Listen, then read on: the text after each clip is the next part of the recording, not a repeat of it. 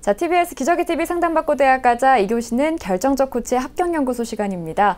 이 시간에는 학부모님들과 우리 학생들이 궁금해하는 점을 풀어보는 시간인데요. 선생님, 오늘은 어떤 소식 준비하셨나요? 예, 이제 오늘이 이제 수능 딱 37일 남았습니다. 그런데 이제 수능이 끝나고 나면 이제 올 입시의 마지막 단계라고 할 수 있는 정시 전형이 시작이 될 텐데요. 이제 오늘 이제 처음으로 연세대학교가 상위권 대학 중에서는 가장 먼저 정시 전형 계획을 발표를 했습니다. 그래서 이제 앞으로 이제 연세대를 시작으로 해서 많은 대학들이 이제 정시 모집 요강을 발표를 할 텐데요. 오늘은 이제 2016학년도 정시 전형을 발표한 연세대학교의 특징에 대해서 한번 살펴보도록 하겠습니다. 연세대가 여러모로 좀 빠르게 진행을 하는 것 같은데요. 먼저 연세대 전형 방식부터 살펴볼게요. 전년도와 비교하면 어떤 변화가 있었어요? 예, 연세대는 이제 지난 4월 30일에 발표한 전형 계획대로 정시 나군에서 모집을 하고요. 이제 1,051명을 선발할 계획을 가지고 있습니다. 이제 수시에서 2월 되는 인원이 발생하게 되는데 그 최종 인원이 이제 12월 24일 날 발표를 하기 때문에 정시 지원을 희망하는 학생이라면 그 최종 2월 된 인원까지 고려하는 그런 어떤 꼼꼼함이 좀 필요할 거라고 생각이 되고요. 전형 방식은 이제 2015학년도 대입과 비교했을 때 크게 달라지지 않았습니다. 이제 전형 요소 및 반영 비율을 보면 수능이 이제 90%고요. 또 이제 학생부가 10% 이제 반영을 하게 됩니다.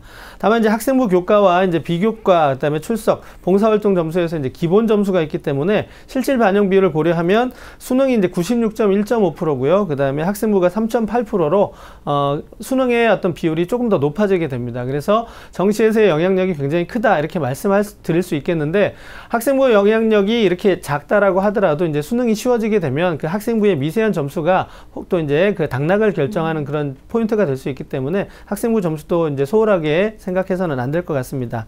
그런데 이제 3수생 이상도 이제 충분히 지원을 할 수 있겠는데요. 이제 3수생 이상의 지원자의 경우 학생부 내신 반영 방법은 비교 내신으로 적용하게 됩니다. 자, 비교 내신이 어떤 식으로 적용이 되냐면 연세대를 지원한 비슷한 성적대의 학생들이 맞았던 그 내신 성적, 그 성적을 그대로 이제 반영을 해주기 때문에 비교 내신을 이제 활용한 3수생 이상은 비교 내신을 활용한 지원이 좀 필요할 거라고 생각합니다.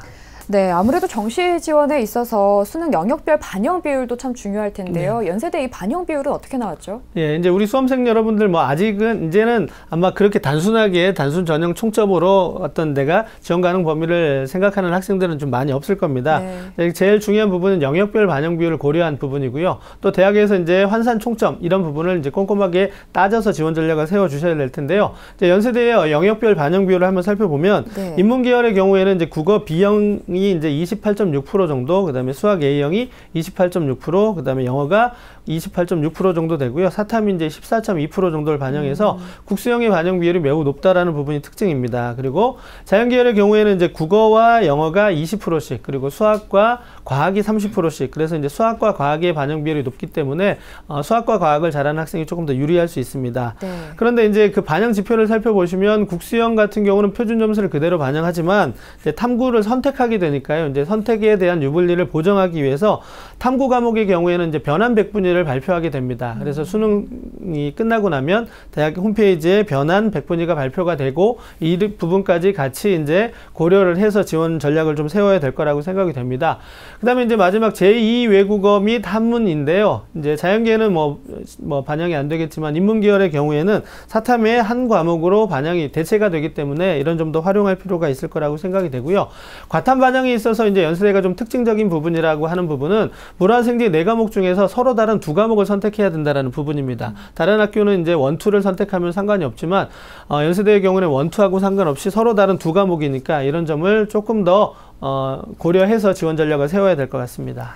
네, 지금까지 연세대 정시 요강에 대해서 자세히 살펴봤고요. 이제 연세대를 시작으로 다른 대학들도 이제 속속 발표를 할 텐데 마지막으로 수능 이후에 정시 일정을 다시 한번 짚어주시죠. 예, 화면을 통해서 정시 모집에 대한 전형 일정을 좀 정리해 보도록 하겠습니다. 네.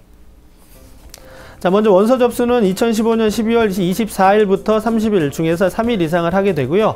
전형 기간은 이제 가군이 가장 먼저 시작을 합니다. 2016년 1월 2일부터 11일까지 전형을 실시하고요.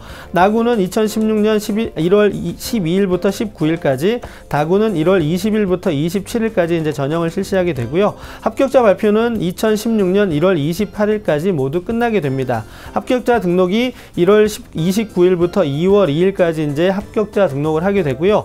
이제 가장 중요한 부분입니다. 미등록 충원 합격 통보가 합격자 등록이 시작된 그 다음부터 이어지게 되는데요. 이 부분을 우리 수험생 여러분들은 좀 놓치지 마셔야 될 것 같습니다. 그리고 미등록 충원 등록 마감 역시 2016년 1월 17일까지입니다. 네, 정시 요강을 접하고 나니까 수능이 더 다가온 것 같은 체감을 느낄 수가 있는데요. 지금까지 결정적 코치 합격연구소 시간이었고요. 잠시 후 3교시 상담이 이어집니다.